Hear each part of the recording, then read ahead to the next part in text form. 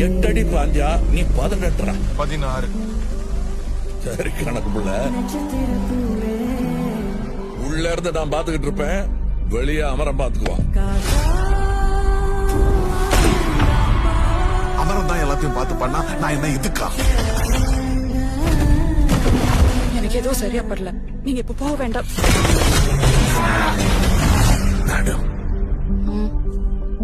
I am your only Adam.